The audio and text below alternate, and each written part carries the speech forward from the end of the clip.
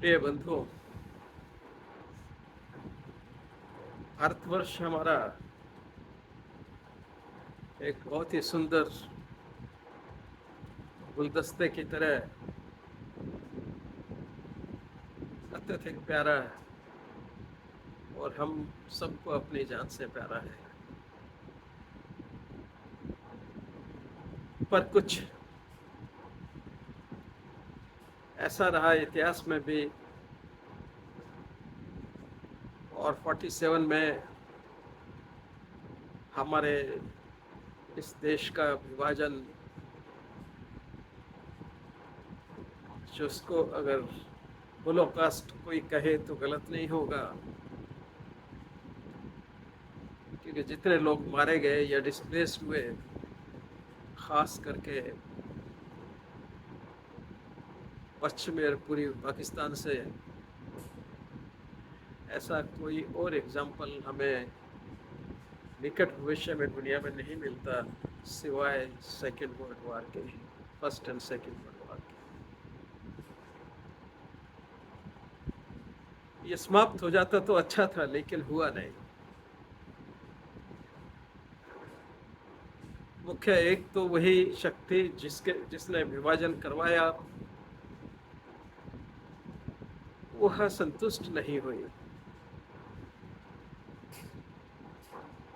और दूसरी एक नई शक्ति विभाजन के पंजाब में खड़ी हो गई।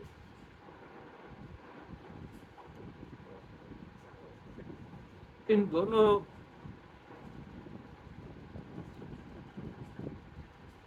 आंदोलनों को कहें या क्या कहें, मेरी समझ में नहीं आता। इस राष्ट्र का, देश का सबसे बड़ा अपमान और एकता को नुकसान पहुंचाया है। दोनों की बातें मेरी तो समझ से हमेशा बाहर रही। नए में जाट सिख आंदोलन, जो अलग से एक राष्ट्र बनाना चाहता है, उसकी बात समझ में आई, ना उन लोगों की बात समझ आई जो पाकिस्तान बना के भी शांत नहीं हुए और आपको अपनी प्रभु सत्ता के लिए लड़ते रहे। अब भी लड़ रहे हैं, दोनों लड़ रहे हैं। ये हमारे देश का सबसे बड़ा दुर्भाग्य है। इससे बड़ा दुर्भाग्य हो नहीं सकता। खास करके पंजाब में जो मूवमेंट चलते हैं, जहां पे हमारे वेदों की रचना हुई, जहां हमारे संस्कृति का प्रादुर्भाव हुआ, और फिर दक्षिण भारत की फिलॉसफी से मिल करके एक ऐसी दुनिया की सर्वश्रेष्ठ संस्कृति बनी जिसका पैरेलल दुनिया में कहीं नहीं। सबके लिए एक्सेप्टेंस। मैं मानता हूं कि आज की जो हमारी संस्कृति है, उसमें दक्षिण भारत का योगदान बराबर नहीं बल्कि ज्यादा है। आज जो हम जिस परंपराओं को जिसको मानते हैं, उसमें दक्षिण भारत के लोगों का कंट्रीब्यूशन बराबर ही नहीं, कुछ ज्यादा होगा। उनमें भी कुछ ऐसे लोग हुए जिन्होंने कुछ तो प्रहार किया हमारे समाज पे, पर वो जल्दी ही उन्होंने अपने आप को समझा लिया, या उनको इस राष्ट्र के महत्ता की समझ आ गई और वो हमारे में समरस हो गए। लेकिन मैं झूठ क्यों बोलूं? झूठ बोलने से कोई फायदा भी नहीं। इन दो विचारों का कभी भी भारत की धरती से और भारत के लोगों के साथ समरसता नहीं हुई। पंजाब तो भारत का सबसे पुराना और सबसे अच्छा प्रदेश था। जैसा मैंने कहा, वहाँ हमारे सारे महाग्रंथों की, हमारी सारी रचनाओं की, हमारी सोच, फिलोसफी का करीब 50% उदय वहीं से हुआ। बाकी 50% दक्षिण से हुआ। और उस मिश्रण से जो एक संस्कृति बनी, वह भारत की नहीं, दुनिया की सबसे सर्वश्रेष्ठ संस्कृति है।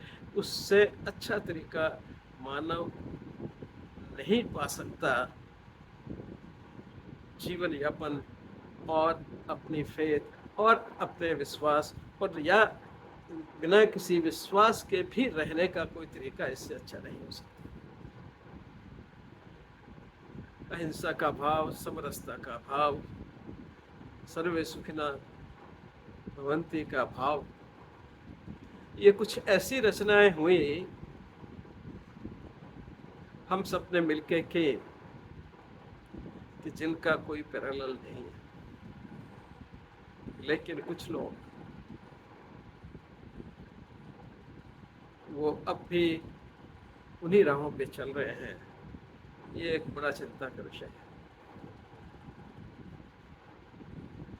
कश्मीर में उत्पात रहा बहुत समय तक, और जम्मू कश्मीर के ही एक liberation front, Islamic liberation front, Jammu Kashmir Islamic liberation front ने 1996 मई में लाजपत नगर में एक बम फोड़ा। उस बम में 13 लोगों की वहीं मौके पे डेथ हो गई। ये डिवास्टेटिंग और बहुत बड़ा ब्लास्ट था। उस ब्लास्ट की तुलना में कैजुअल्टीज भगवान की दया से कुछ कमी हुई। इसकी ओनर्स भी इस्लामिक लिबरेशन फ्रंट ने ली, और उनके 6 लोग पकड़े भी गए। उन पे केस चला और अंतिम फैसला 2012 में आया, मेरे रिटायरमेंट के बाद आया, जबकि मैंने ये केस डील किया था 1996 में। लेकिन इसका फैसला, अंतिम फैसला कोर्ट से 2012 में आया, हाई कोर्ट से, और जिसमें उन सबको छोड़ दिया गया ये कह के कि जो जिसके डेथ सेंटेंस था उसको कमिट करके लाइफ सेंटेंस कर दिया गया, और ये माना गया कि लाइफ, अब तक जो उन्होंने 16 साल जेल में गुजारे हैं वही उनका लाइफ सेंटेंस था, और जिसको डेथ सेंटेंस मिला था उसका कम्यूट करके लाइफ सेंटेंस कर दिया गया, और उसको भी मान लिया गया कि उसने जो अब तक का पीरियड जेल में गुजारा था वही लाइफ सेंटेंस था। इसमें कुछ गलत नहीं है। बहुत से लोग कहते हैं कि हम तुष्टीकरण करते हैं, पर तुष्टीकरण के सिवाय चारा भी क्या,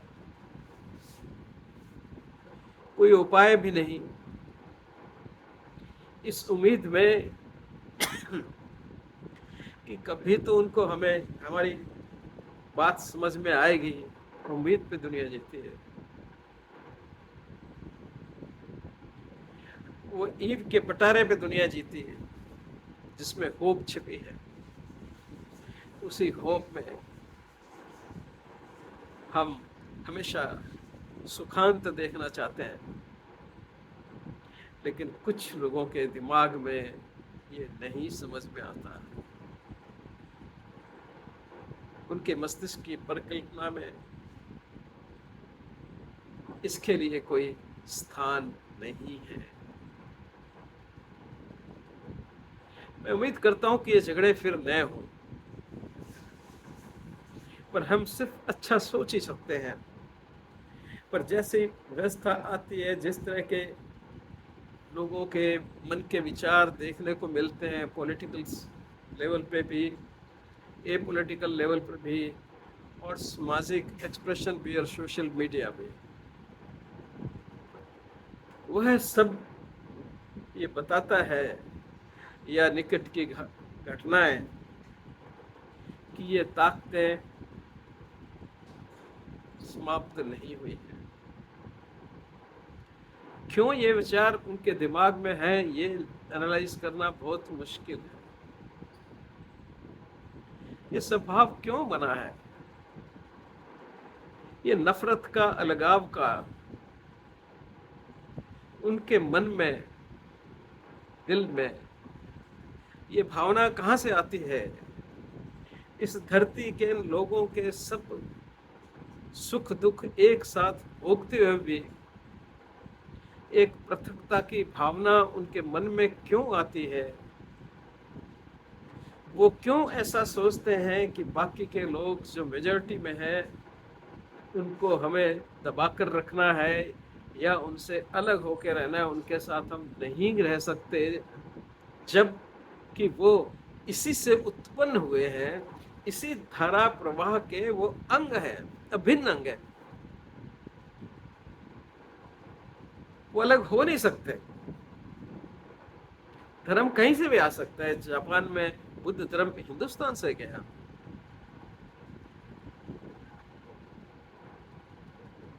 चंगेज खान भी बुद्धिस्ट था, क्योंकि तब तक कोई धर्म वहां नहीं पहुंचा था सिवाय बुद्धिज्म के, और बुद्धिज्म के तांत्रिक धर्म का वो फॉलोअर था। आप जाइए, आज भी उसके वहां पे त्रिशूल उनकी कब्र और उनके हर स्थान पे लगा होता है। त्रिशूल महादेव का सूचक है, और महादेव जो है वो सबसे बड़े तांत्रिक विद्या के ज्ञाता है। आपको आश्चर्य होगा, कश्मीर भी शैविज्म, कश्मीर शैविज्म भी तांत्रिक है। जहां भी शिव के साथ में भैरव की कल्पना है, वो तांत्रिक में ही जाता है। और बहुत से लोग मान के चलते हैं कि कौल शब्द कपालिक शब्द से आया है, क्योंकि तांत्रिक कपालिका अपने पास रखा करते थे। इतनी विविधता है, इतना बड़ा विशाल हमारा दर्शन, अंतहीन, और वहां भी कहीं हमने फुल स्टॉप नहीं लगाया है। आप भी एक बहुत बड़े शोधक होकर के नई रचना, नया दर्शन, नई उपनिषद, नया पुराण रचना कर सकते हैं। राजा अच्छे ज्ञानी से ये उपेक्षा की जाती है कि वो एक उपनिषद छोड़ के जाएगा। वे हमारे चक्षु खोलने के लिए, हमें साथ अच्छा जीवन हम जी सके उसके लिए। ये अलगाव का भाव कहाँ से है? कहीं ना कहीं ये एक जेनेटिक प्रॉब्लम आती है। हमको लगता है कि शायद ये कुछ जेनेटिक्स से लेना देना है। वही इस्लामिक फोर्सेस, इतिहास में 200-300 साल का कोई एग्जिस्टेंस नहीं होता है। बिलियन और बिलियन ईयर्स लंबे इतिहास में ये 200-300 साल का क्या महत्व है? तो उससे पहले तो हम सब एक ही थे। आज भिन्न होकर के हम लाजपत नगर क्यों करते हैं? ये सोचने की बात है। उसकी क्या आवश्यकता है? कोई अधिकार तुमको चाहिए, उसके लिए करो अपना काम। इतना बड़ा समाज है आपका।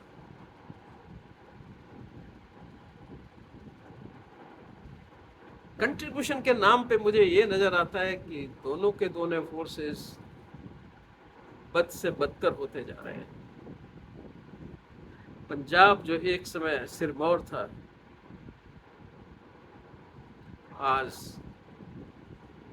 उस पंजाब में जाने पर मुझे, मैं बचपन से शायद 1-2 साल का होऊंगा तब से जीटी रोड पे चलता आया हूँ। जीटी रोड के चप्पे चप्पे को मैंने देखा है। अब भी जीटी रोड तो खैर अब थोड़ी चेंज हो गई है, मुझे जम्मू जाने के लिए दूसरा रास्ता लेना पड़ता है। National highway Srinagar to Kanyakumari वाले पे चलता हूँ, लेकिन फिर भी मुझे याद है पंजाब कितना सुहाना और सुहावना था।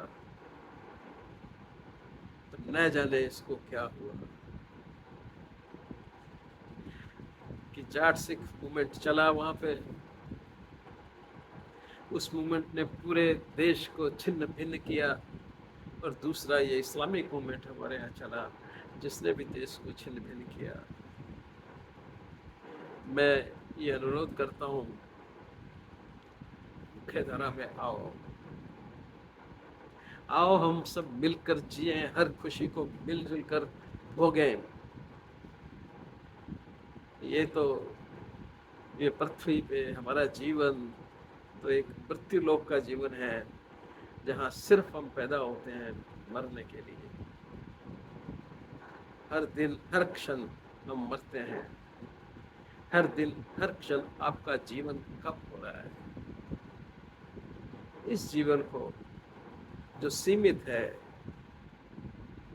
एक वीजा की तरह है, नियत समय के लिए, उसको एंजॉय करें मिलकर, जीवन का आनंद लें मिलकर। न कि लाजपत नगर में बम चलाकर या किसी और जगह किसी को मारकर। इससे कुछ नहीं मिलने वाला सिवाय मौत और दर्दनाक परिस्थितियों के।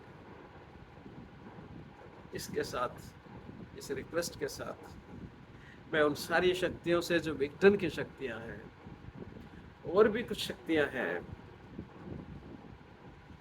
उनसे अनुरोध करता हूं। लेकिन मुझे मालूम है ये अनुरोध नहीं माना जाएगा, बाकी इससे उनके दिमाग में उल्टी प्रक्रिया शुरू होगी। ये मानसिकता का दोष इस समाज को समझना होगा और समझ करके उसका निवारण करना होगा, तभी हम सब सुख से रह पाएंगे। धन्यवाद।